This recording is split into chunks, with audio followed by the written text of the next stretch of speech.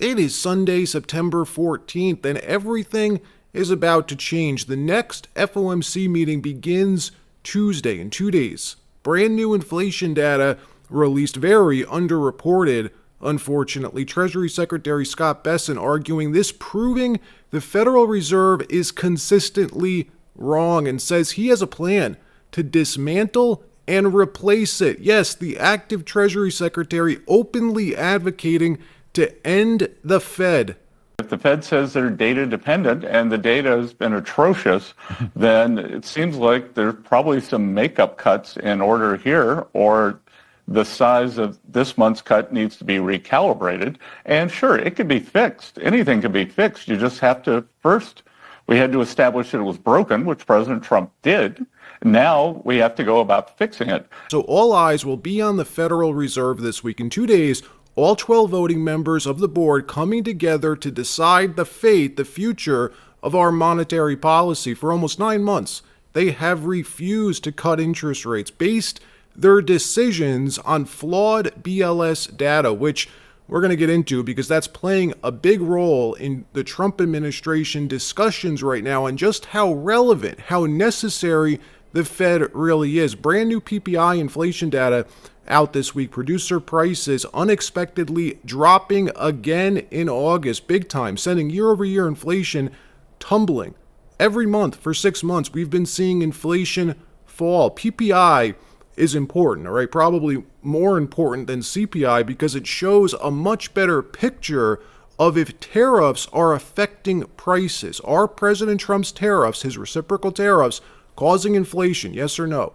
To see that, you look at producer prices, how much domestic importers are paying for their products, wholesale prices. If producer prices rise, then you'll likely see CPI rise as well. The cost, that all of us end up paying for our groceries, goods, and different things. Well, what do you know? Once again, the financial experts claiming tariffs will cause inflation, shunned into silence this week. Again, watch. Welcome back to Squawk Box. Rick Santella here, live at CMHQ with the important breaking news on this Wednesday morning. PPI, wholesale inflation for August, expected to be up 0.3. No. Down 0.1%. Down 0.1. Wow. That would be the first negative number since April of this year when it was minus 0.2. If you strip out food and energy, we're also expecting up 0.3. It's minus 0.1 as well. Minus 0.1, the same. Last time we had a minus number was April, and we're comping to minus 0.2 in April. And I do want to point out, last month we had up 0.9 on both those variables. They were the highest going back to March of 22. They just were revised slightly lower to 0.7, so 0.7% for each of those in the rearview mirror for July. Now the year over year, in my opinion, these are the most important. And boy, I'm surprised. Real progress here. 2.6 on year-over-year headline. We are expecting 3.3 in the rearview mirror, 3.3. President Trump writing on Truth Social, just out, no inflation, too late, must lower the rate big right now. Powell is a total disaster who doesn't have a clue. President DJT.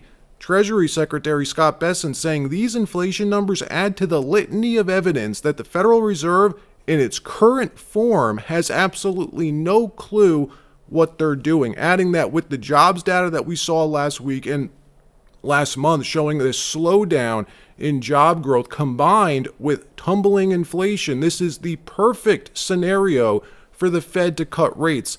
In any other administration, in a normal world, they'd have been cutting rates all year. That if the econ data coming out of the BLS would have been correct, he said, instead of seeing these monthly revisions, these giant revisions, they would have been cutting rates 8 months ago. And because of that, they are way too slow, way too late. Too late, Jerome Powell. Now, where is Scott Bessent, our active Treasury Secretary, saying this, all right? Is it in a passing comment from an interview? Is he talking about the end of the Fed just, passively? No, he's not. He's writing a deliberate essay. He wrote a deliberate essay in the Wall Street Journal a few days ago calling for the Federal Reserve to be relieved of its duties regulating the nation's banks, that the central bank has veered away from its core mission, its mandate promoting full employment, stable prices, and moderate long-term interest rates, writing, and I quote, "The Fed now regulates, lends to, and sets the profitability calculus for the banks it oversees, an unavoidable conflict that blurs accountability and jeopardizes its independence. There must be an honest, independent, nonpartisan review of the entire institution, including monetary policy, regulation, communications, staffing, and research." Wow. So is that a warning to the Fed to fall in line on Tuesday and cut rates? Are they just trying to pressure them again, warning them, if you don't, this is what we're going to do? Or is this the truth? We're hearing it's the latter, that ending the Fed is in the cards, folks, that there have been discussions in the West Wing about how to get this done and what, if anything, would replace it. Listen carefully to what Trump said last week about this, because all of this happened a few days ago. We had tariffs until 1913, he said. Then something happened, the creation of the Federal Reserve, and goes on to explain how terrible the Fed has been for our country. Watch what he said.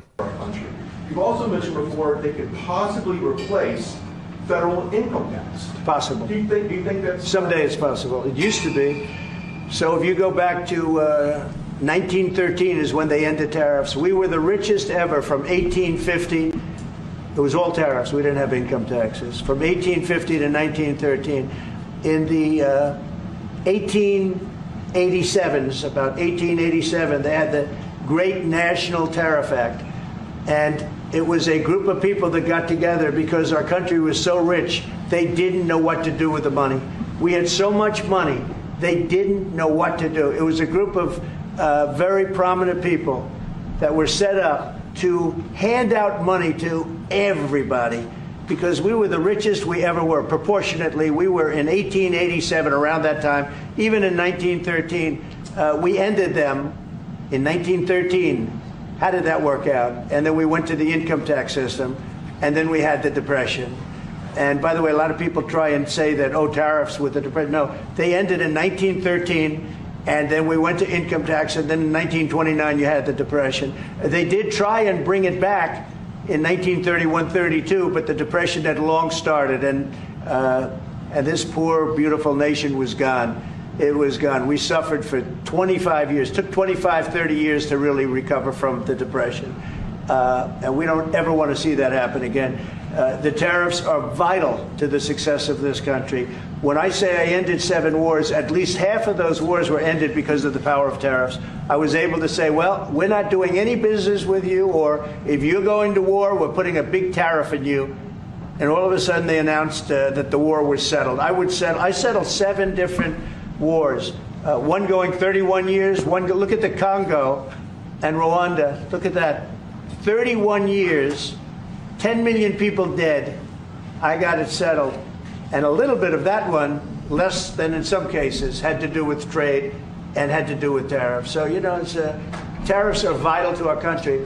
And just so you know, other countries use them on us, but I just use them a lot better. Keep in mind what this means. The Fed should cut the night rate this week. If they don't, it would just scream politicization. There is no reason to not cut rates, which means we're entering into this whole new period, what B of A's Michael Arnett calls the ABD trade.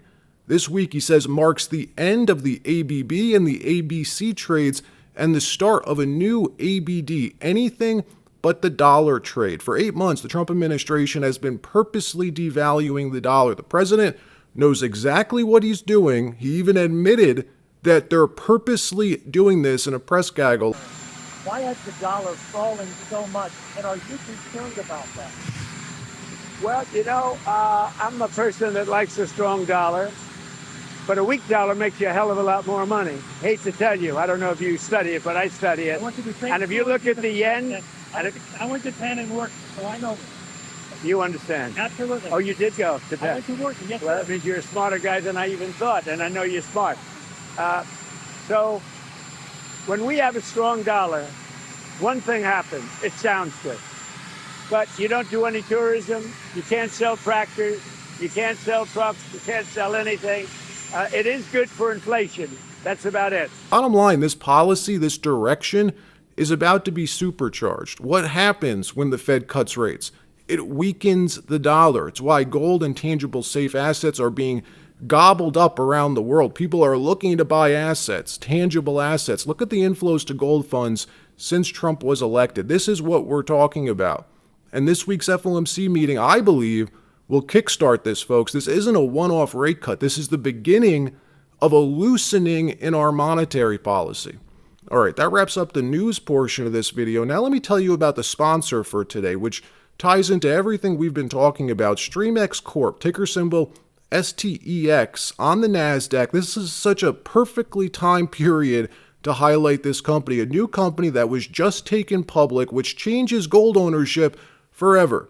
And I mean that. Again, the next few minutes aren't standard or regular. I'm about to share some big news, a seismic shift in the gold market, because what have we been told throughout our lives? That gold doesn't generate yield, that it's not a productive asset. Well, now there's a way to generate a yield from holding a gold-backed product. StreamX Corp, the sponsor of today's video, just dropped a bomb in a good way on the ETF industry with a new and earth-shattering financial innovation, the up to 4% yield gold token that could disrupt ETFs forever. The company is preparing it for the public. StreamX is a technology company that took about 3 years to develop from scratch a tokenization platform with RWAs, which stands for real-world assets. For decades, gold investors seeking exposure had two primary choices: buy and store physical bullion or buy gold ETFs like GLD. Both models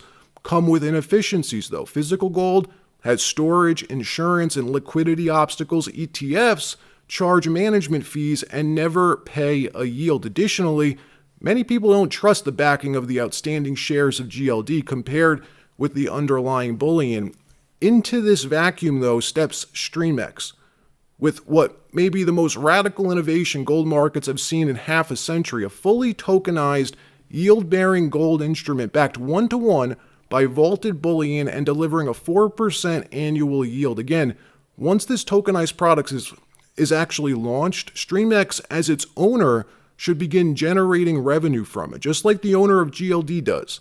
When investors buy or sell it, or like bullion dealers do, when they buy, sell, store your physical gold, they generate revenue, which is why I find this company that's behind this so interesting. StreamX, what they've developed isn't just a product, it's a direct challenge to the $100+ billion ETF complex and the beginning of gold's remonetization in digital form. The global gold market is massive, all right, worth $24 trillion with daily turnover of nearly $300 billion, more than 7 times that of Bitcoin. Yes, astonishingly less than $2 billion worth of gold is tokenized on-chain today. That's it. ETFs are also structurally limited. No yield, trading restricted to market hours, and offer opaque custody arrangements. This leaves an enormous gap between what gold investors want, direct, secure, efficient, and productive ownership, and what legacy vehicles deliver. Think about the upside potential of StreamX as the owner of the platform, because they should be able to generate revenues from issuing the token and from the trading on the chain. It's as if they created a whole new market for gold. StreamX's innovation lies in combining 3 irresistible features: direct physical backing.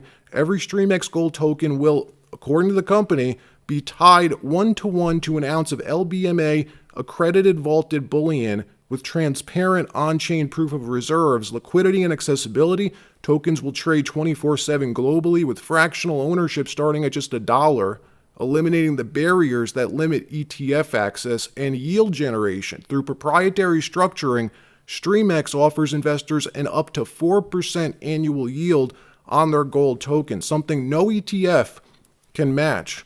The result is a product that gives investors the timeless security of gold, the efficiency of blockchain, and the income stream of a bond. The trifecta, unprecedented. When Netflix changed the way people purchased movies and TV shows, it rendered Blockbuster useless. And I'm just thinking that when people understand that when they choose between GLD, which charges a fee, or a fully backed gold token which offers the same exact upside to the underlying spot price but pays a 4% yield for holding it, the gap between the two ways of owning gold exposure, night and day. Tokenization as the next megatrend. Boston Consulting Group projects real-world asset tokenization to explode from $29 billion today to $16 trillion by 2030. Gold is the ideal first mover in this trend, universally recognized, deeply liquid, and already a monetary benchmark. And by digitizing a hard money asset that underpins central bank reserves, StreamX is staking out the high ground in tokenized commodities. Importantly, StreamX is not building a niche product. It's building an institutional-grade tokenization infrastructure designed for scalability across commodities and structured products. Gold is merely the launch pad. Once trust and adoption build, the same rails can tokenize silver, platinum, copper, uranium, even agriculture and energy markets. All I've heard my entire adult life, including from Warren Buffett, is that gold doesn't generate a yield. Well, it does now. All right, that wraps up this episode. Like, subscribe. We'll see you next time.